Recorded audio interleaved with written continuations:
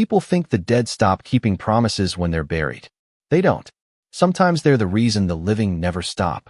The first thing I noticed wasn't the silence. Cemeteries are always quiet in a way that makes you hear your own heartbeat. It was the line of black SUVs stretching along the narrow road like they owned the morning itself. There had to be 6 of them, polished until the pale October sunlight reflected off their doors like dark mirrors. I slowed my old Honda almost without realizing it. My fingers tightened around the steering wheel as I glanced toward the familiar entrance of Green Meadows Memorial Park. This couldn't be for my father. Dad had been gone for 7 years. He had lived quietly, worked honestly, and died exactly the way ordinary people disappeared from the world, leaving behind unpaid utility bills, faded photographs, and one daughter who still couldn't drive past his favorite diner without thinking she'd see him walking out with a cup of coffee. Expensive motorcades belonged to politicians, celebrities, or men powerful enough to make strangers step aside. They didn't belong here. Not today. I parked several rows away and grabbed the bouquet of white lilies resting on the passenger seat. I'd bought them from the same flower shop every year since the funeral because Dad always said lilies smelled like peace after rain. The cool air brushed against my face as I stepped onto the gravel path, and almost immediately I realized something was terribly different. Men stood between the rows of headstones. 10 of them, maybe more. Everyone dressed in tailored black suits. Everyone wearing the same quiet expression that wasn't grief exactly, but discipline. They weren't talking. They weren't looking around. They simply stood there, perfectly still, surrounding one particular grave. My father's grave. My footsteps slowed until they almost stopped. My pulse echoed inside my ears. None of them noticed me at first. Or maybe they did, and simply chose not to react. The lilies suddenly felt heavier in my hands. I swallowed hard and continued walking because no matter who these men were, that headstone belonged to my father, Thomas Dawson. The polished granite came into view between broad shoulders dressed in black wool jackets. Then I saw him. He wasn't standing like the others. He was kneeling. A man who looked no older than his mid-30s rested one knee against the damp grass before my father's grave. His charcoal overcoat fit him with effortless precision. Dark hair, neatly combed back, caught the breeze just enough to soften otherwise sharp features. Even from 20 feet away, there was something impossible to ignore about him. He carried himself with the kind of quiet confidence that made everyone else seem smaller without him making any effort at all. A bouquet of white roses rested carefully against the base of the headstone. He adjusted one stem almost absent-mindedly before brushing a single fallen leaf away from the engraved letters of my father's name. It wasn't the action of a stranger. It was the gesture of someone protecting a memory. One of the suited men finally noticed me. His eyes shifted for only a second before speaking softly into the small microphone hidden beneath his collar. Every head turned toward me except the man kneeling. He remained exactly where he was for another long moment before slowly standing. When he faced me, I forgot to breathe. His blue-gray eyes settled on mine with an expression I couldn't understand. Surprise wasn't the right word. Relief wasn't either. It looked closer to recognition, as though my arrival confirmed something he'd waited years to see. Nobody spoke. The wind carried dried leaves across the pathway between us, filling the silence with a soft scraping sound. I finally found my voice. "Excuse me," I said, forcing the words past the knot in my throat. "You're standing around my father's grave." No one answered. Every suited man looked toward the stranger as if waiting for permission to exist. He took one slow step forward, stopping several feet away to leave space between us. "Claire Dawson," he said quietly. Hearing my full name from a man I'd never met sent a chill through me. "I'm sorry we met like this." My heart stumbled. "How do you know my name?" He didn't answer immediately. Instead, his gaze dropped to the lilies in my hands before returning to my face. There was sadness there, old enough to have settled permanently behind his eyes. "Because," he said with calm certainty, "I've been keeping a promise to your father for 7 years." I stared at him, searching his face for the smallest hint that this was some elaborate mistake, but the calm certainty in his eyes only made my confusion worse. My father had spent his entire life fixing engines, mowing his own lawn, and reminding me to return shopping carts because, as he always said, doing the right thing when nobody was watching was the true measure of character. Nothing about that life connected to the man standing in front of me, surrounded by 10 silent men in tailored black suits. I shifted the bouquet against my arm and forced myself to speak. You have the wrong person. My father did not know people like you.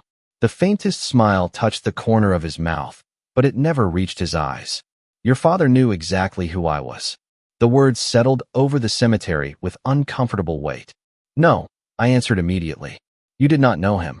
He glanced toward the polished headstone before looking back at me. His name was Thomas Michael Dawson. He drank black coffee every morning, never missed your birthday, and carried a photograph of you in his wallet until the day he died. My stomach tightened. Those details were too personal. They were not things anyone could have guessed. Who are you? I asked quietly. My name is Vincent Moretti. The name meant nothing to me, but something about the way every man behind him remained perfectly still suggested it should have. Vincent noticed my blank expression and gave the smallest nod, almost as if he were relieved I did not recognize him. That is probably for the best. You still have not answered my question. He looked down at the white roses resting against the granite marker. I came to pay a debt. I frowned. What debt? For several seconds he said nothing. The breeze carried the scent of damp grass through the cemetery, while somewhere in the distance a church bell rang the hour. Finally he spoke. One that can never truly be repaid. I let out a nervous laugh that surprised even me. You expect me to believe my father loaned money to someone like you? Vincent slowly shook his head. Not money. His voice became quieter. My life. I stared at him, waiting for the punchline that never came. That is impossible.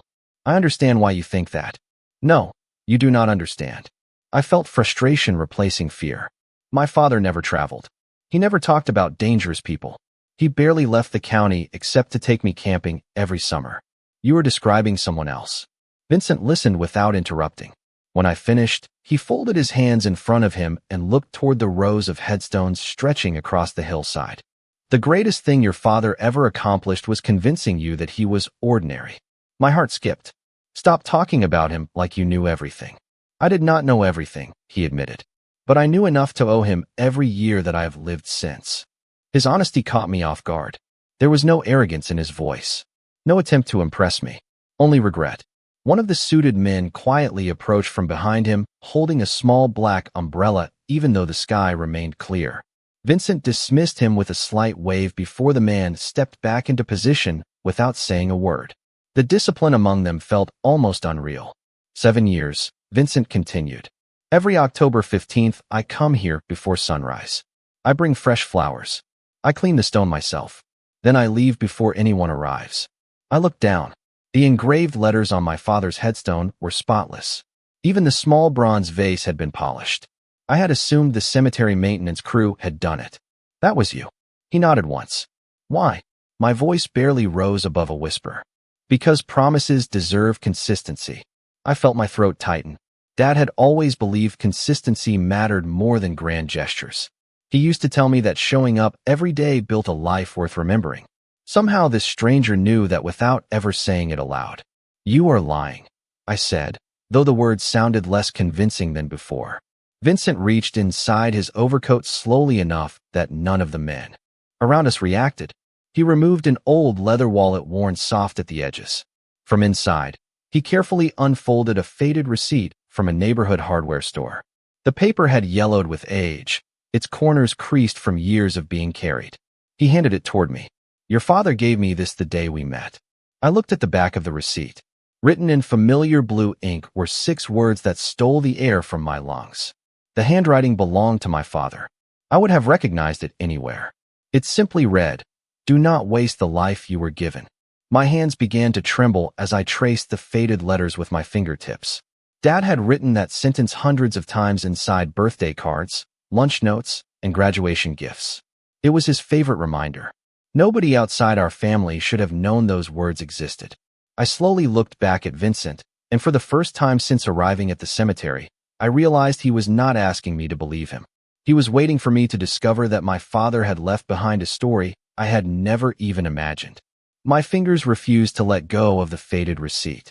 The paper felt impossibly fragile, as though one careless movement could erase the last piece of handwriting my father had ever left behind. I looked from the familiar blue ink to Vincent's face. hoping I would find some clue that explained how a complete stranger had carried those words for years. Instead, I found something even more unsettling. Respect. Genuine, unmistakable respect.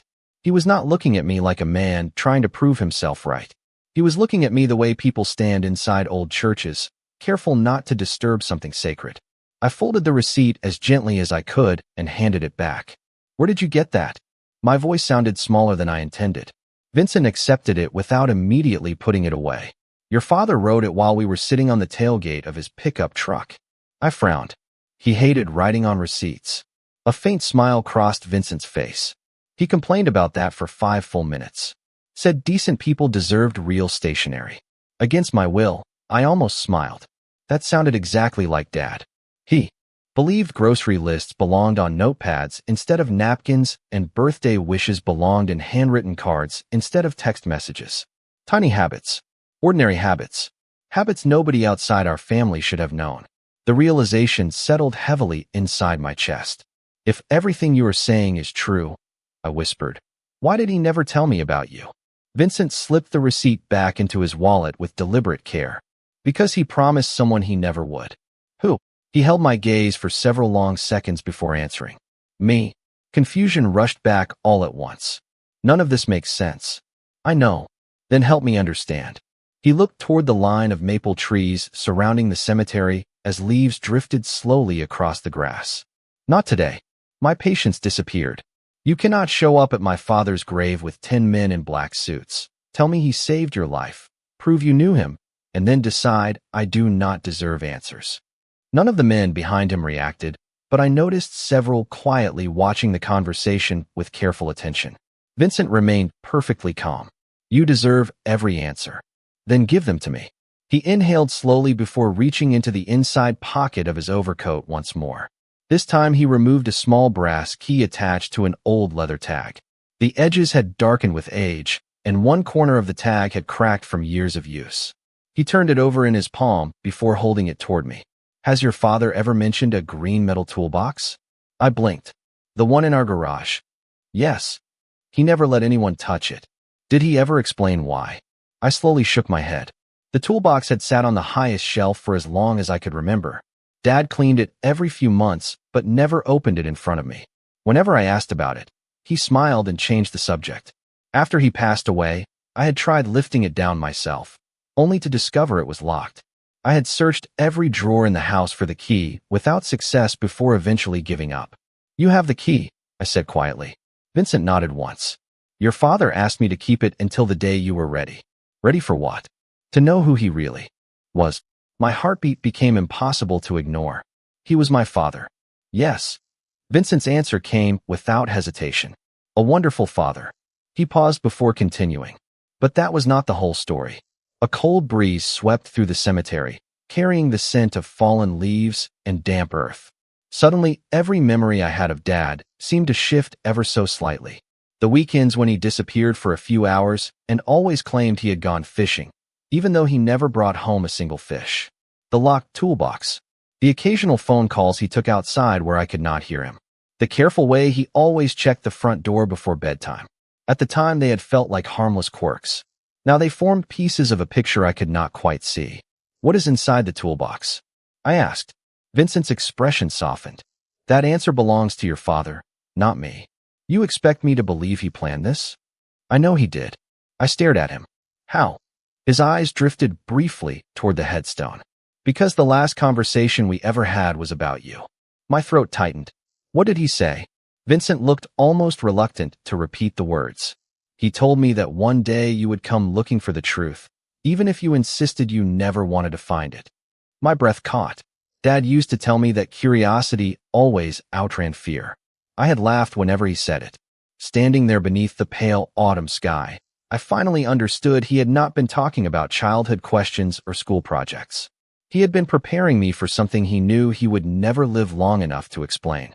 Vincent stepped back, giving me space once again. Go home, Claire. Open the garage. Use the key. Everything begins there.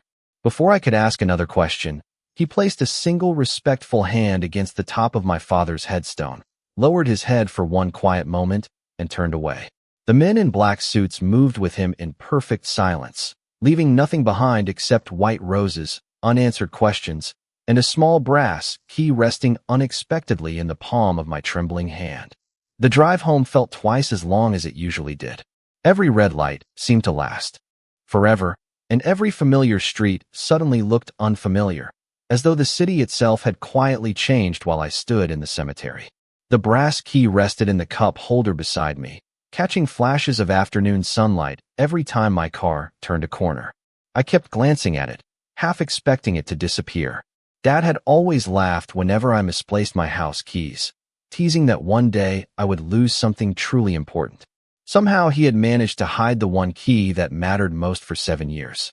My small blue Craftsman house sat exactly as I had left it that morning. The porch swing creaked gently in the breeze, and the maple tree Dad planted when I was 12 scattered golden leaves across the front yard. Everything looked painfully ordinary. That was the strange part. How could an ordinary house hold extraordinary secrets?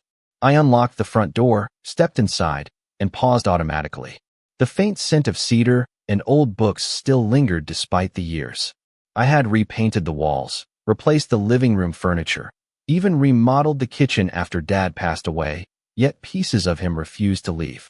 His favorite coffee mug still sat on the highest shelf because I had never found the courage to pack it away. His baseball cap still hung on the hook beside the garage door exactly where he had left it after mowing the lawn one summer afternoon. I walked toward the garage more slowly than I intended.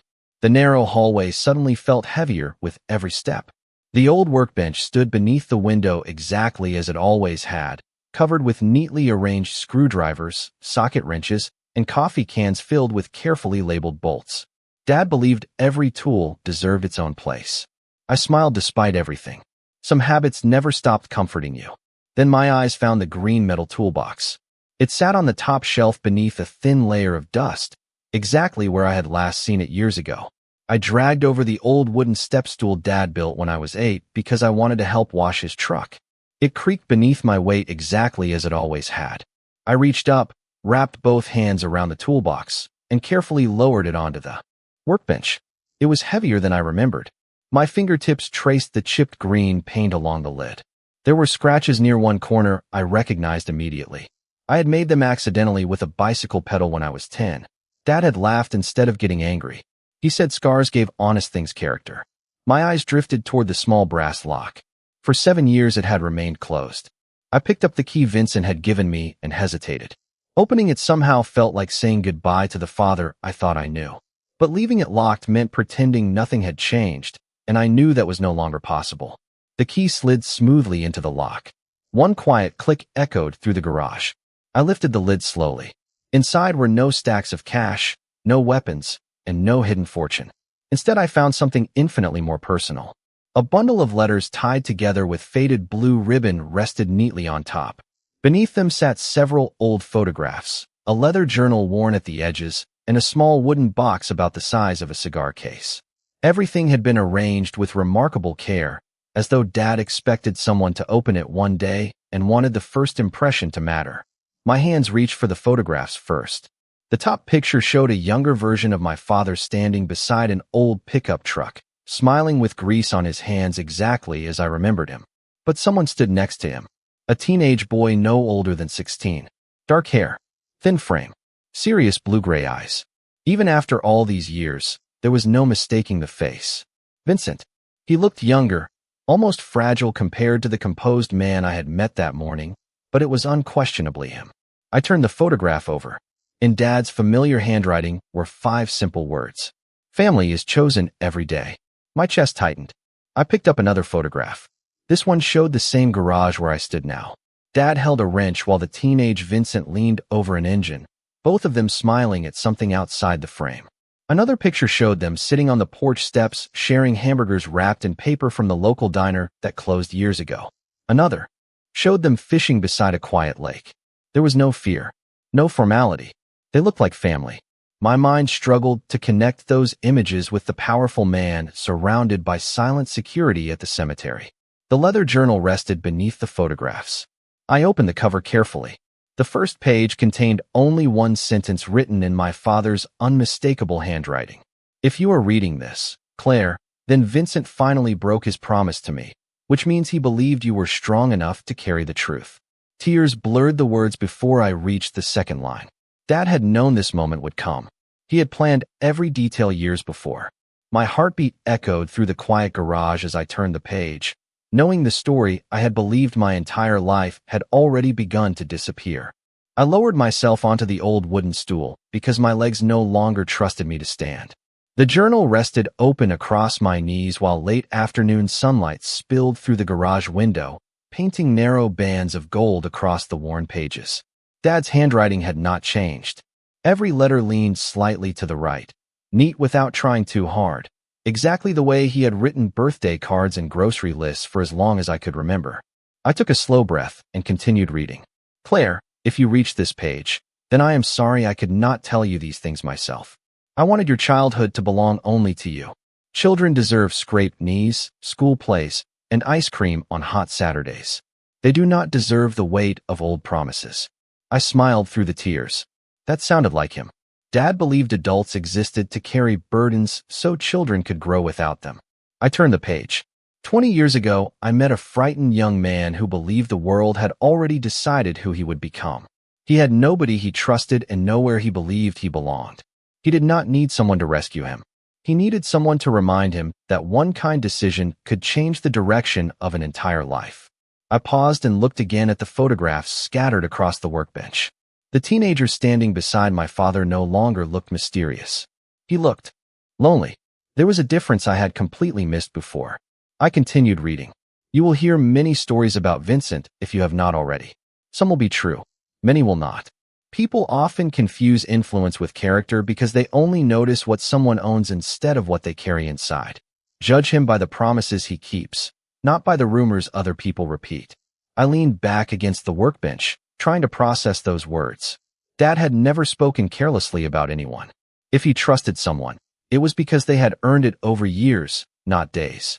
I reached for the small wooden box resting beneath the journal and carefully lifted the lid. Inside lay a silver pocket watch, its surface scratched from age but polished until it reflected the fading light. Beneath it rested a folded newspaper clipping. The headline had faded enough that I could barely read it, but one line remained clear. Local mechanic recognized for helping community families. There was a picture of my father standing outside the garage with several neighborhood children smiling beside him.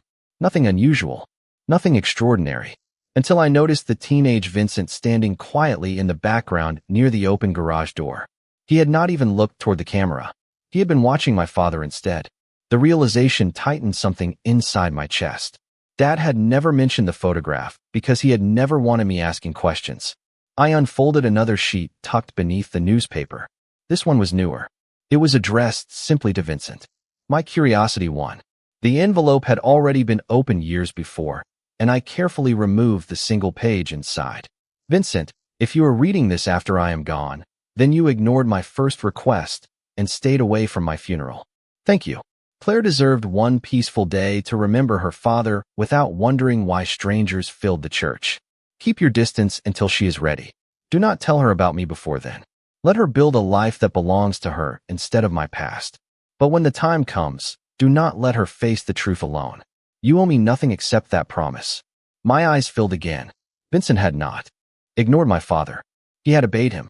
He had stayed away from the funeral even though every instinct must have told him to come.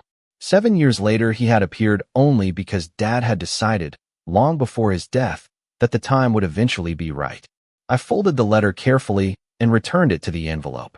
The garage had grown darker without me noticing. Outside, the first porch light from the house had switched on automatically as evening settled over the neighborhood. I reached for my phone to check the time. 6 missed calls. Every one from the same unknown number. Before I could decide whether to ignore them, the phone rang again. The screen displayed the same unfamiliar number. Something told me to answer. Hello. For a moment, there was only silence. Then a calm male voice spoke. Miss Dawson, my name is Daniel. I work with Mr. Moretti. My pulse quickened. How did you get my number? Your father asked that question the first time we spoke as well. There was warmth in his voice, almost enough to make me smile. Mr. Moretti wanted me to check whether you found the journal. I glanced toward the open pages. I did. Then there is one more thing you should know. His tone became more careful. Mr. Moretti has visited your father's grave every October 15th for 7 years. But today was the first year he allowed anyone to accompany him. I frowned. Why? Daniel was quiet for several seconds before answering. Because until today, he believed he was protecting you by remaining invisible. After today, remaining invisible is no longer possible. Daniel's final words lingered long after the call ended. I remained standing in the middle of the garage with my phone still pressed against my ear, listening to the empty silence that had replaced his voice. Remaining invisible is no longer possible. The sentence echoed through my mind as I looked around the room that had once felt so familiar. Every shelf, every wrench, every paint stain on the concrete floor suddenly carried questions I had never thought to ask. My father had built this garage with his own hands, yet somehow he had built an entirely different life inside it without me ever noticing. I closed the journal carefully and carried everything back into the house, placing the photographs, letters, and wooden box across the dining room table where I could examine them under better light. Outside, evening settled quietly over the neighborhood. Children rode bicycles past the front yard, neighbors walked their dogs, and someone down the street laughed while grilling dinner. The ordinary rhythm of life continued exactly as it always had. I envied it. My own world no longer felt ordinary at all. I made myself a cup of coffee, even though it was already after 7. Dad always claimed difficult conversations deserved fresh coffee. The smell filled the kitchen, bringing back memories of early mornings before school when he would hum old country songs while flipping pancakes. I wondered how many mornings Vincent had shared in this house before I was old enough to remember. The thought felt strangely comforting instead of unsettling. I picked up another photograph from the stack. This one showed my father and Vincent sitting on the porch swing that still hung outside my front door. Dad held 2 glasses of lemonade while Vincent looked awkward, almost embarrassed by the camera. On the back was another handwritten note. Summer after your first baseball game. You finally smiled without looking over your shoulder. I frowned. Baseball game. Vincent had never mentioned baseball. Why would my father describe that moment as important? I reached for the journal again and began flipping through the pages more carefully. Most entries were dated only by month and year, never by exact day. Dad wrote the way he spoke, honestly and without unnecessary drama. One entry caught my attention immediately. Sometimes healing begins the day someone realizes they are no longer waiting for the worst to happen.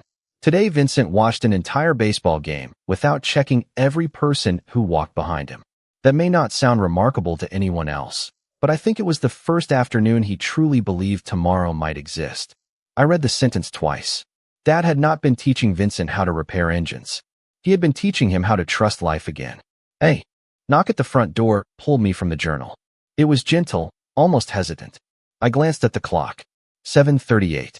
Nobody ever visited without calling first. I walked toward the front window and carefully looked through the curtains. A delivery driver stood on the porch holding a medium-sized cardboard box. I opened the door only halfway. Claire Dawson? He asked politely. Yes. Special delivery. Signature is not required. Before I could ask who sent it, he handed me the package, wished me a pleasant evening, and walked back to his van. There was no return address, only my name written neatly across the label. I carried the box inside and set it on the kitchen counter. For several moments I simply stared at it. My instincts told me it had something to do with Vincent. Carefully I cut through the packing tape and folded back the cardboard flaps. Inside rested a brand new leather photo album wrapped in soft gray paper.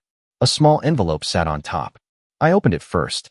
Claire, these photographs belong to your father. He asked me to keep them safe until the day you opened the journal. They should have always been yours. Vincent. My hands trembled as I opened the album. The first pages held pictures I had never seen before. Dad teaching a teenage Vincent to change a tire. Dad helping him paint the garage. Dad standing beside him at what looked like a community fair while both of them laughed at something outside the frame. They looked less like mentor and student and more like father and son. Then I reached the middle of the album and froze. There was a photograph of me. I could not have been older than 4 years old, sitting on Dad's shoulders during the town 4th of July parade. Balloons floated above the crowd. I was waving a tiny American flag with both hands. The picture had clearly been taken from across the street. At first I assumed a neighbor had snapped it. Then I noticed the next photograph. And the next. They captured the same afternoon from different angles. In one of them, reflected faintly in a store window across the street, stood a young Vincent watching from a respectful distance with a gentle smile on his face. He had been there, not as a stranger, not as someone hiding from us. He had simply stayed far enough away to honor the promise my father made him keep. A tear slipped down my cheek before I even realized I was crying. For years I believed my father and I had faced the world alone. Now I understood something extraordinary. We never had. Someone had quietly watched over the life my father treasured most without asking for recognition, without expecting gratitude, and without breaking the promise that had cost him 7 years of silence.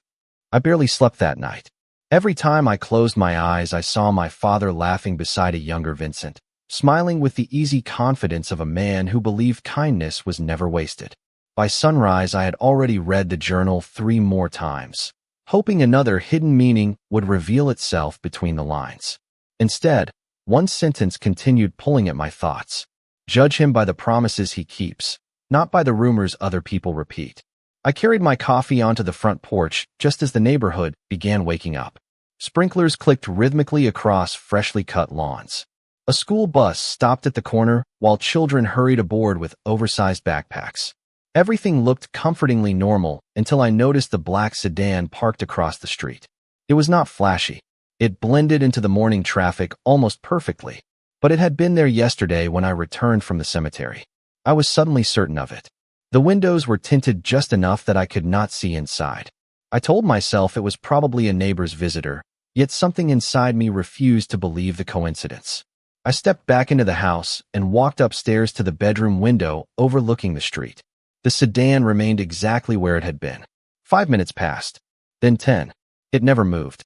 My phone buzzed before I could decide whether I was imagining things.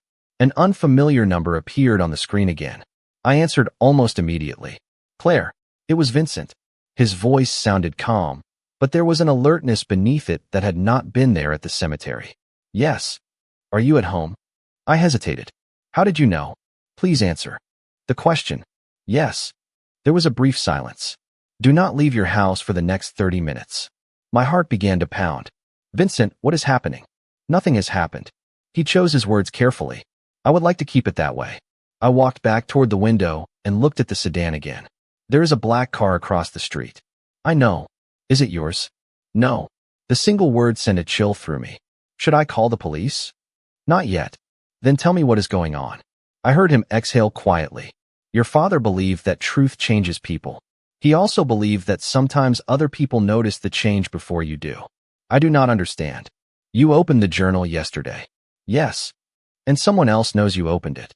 I looked toward the dining room where Dad's journal still rested on the table exactly where I had left it.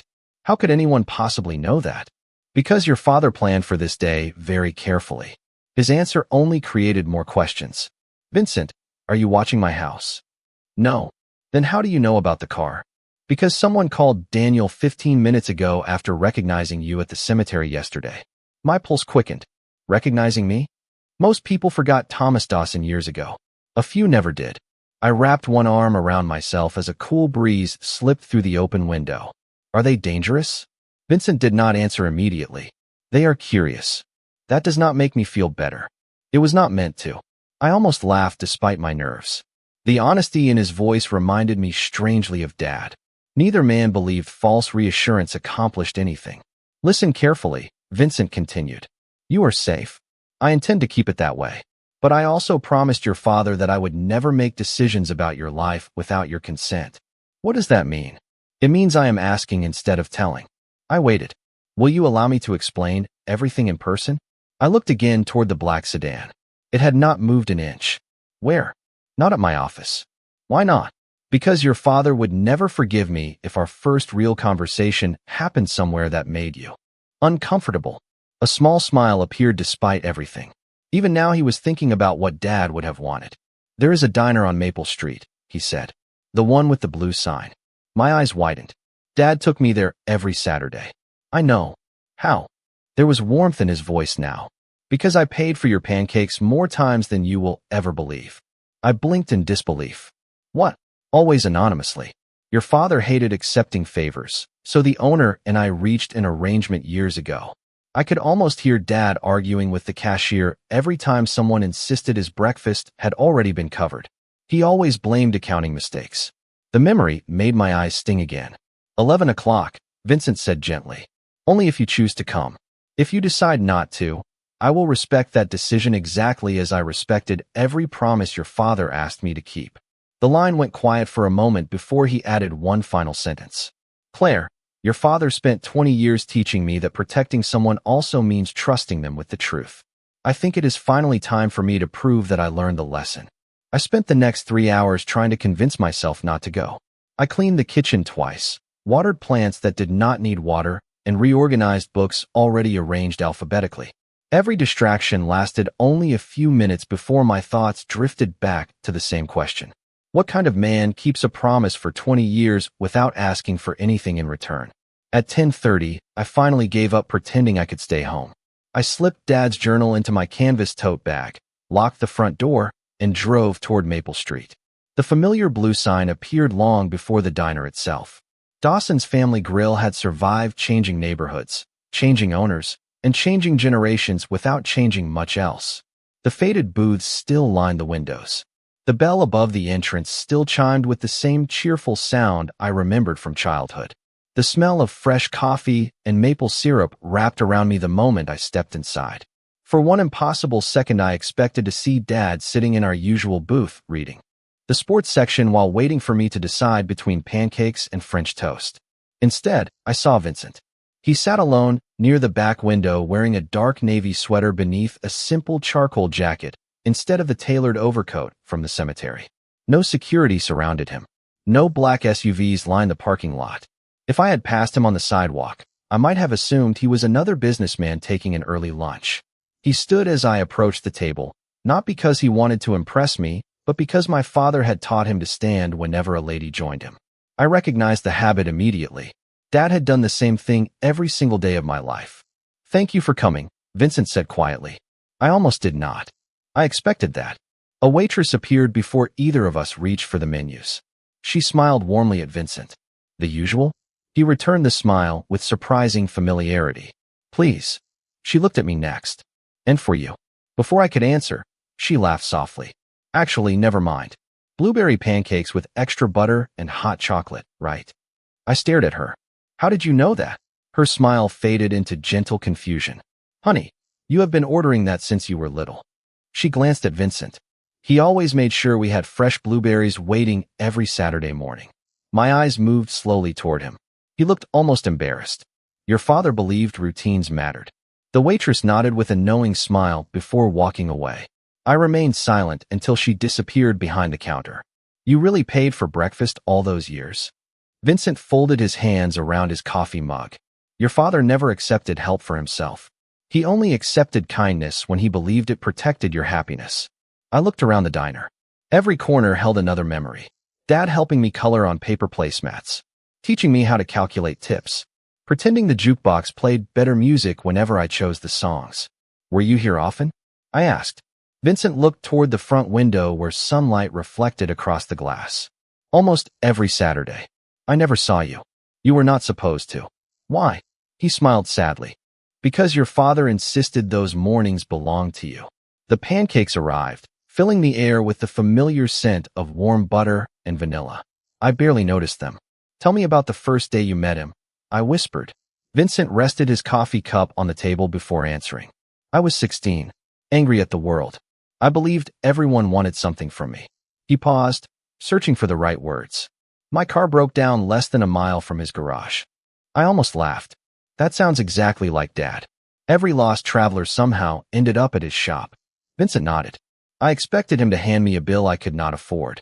Instead, he asked whether I had eaten breakfast. The simplicity of the answer caught me off guard.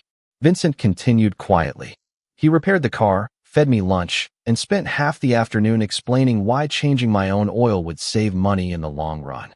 I smiled despite myself. He loved teaching people practical things. He loved reminding people they were capable. Vincent's voice softened. When I tried to pay him, he refused. That sounds like him too. Vincent looked directly into my eyes. Do you know what he asked for instead? I slowly shook my head. He said that if life ever gave me more than I needed, I should become the kind of man who quietly carried someone else's burden. The words settled over the table like something sacred. I realized then that I was looking at the result of my father's greatest lesson. Not a powerful businessman, not a feared name, just a grateful student who had never forgotten the day one ordinary mechanic chose kindness over judgment. Vincent reached into his jacket and carefully placed a sealed envelope on the table between us. My name appeared across the front in my father's unmistakable handwriting. He told me to give this to you only after you understood that every promise I kept began with one simple act of kindness from a man who never believed he was doing anything extraordinary.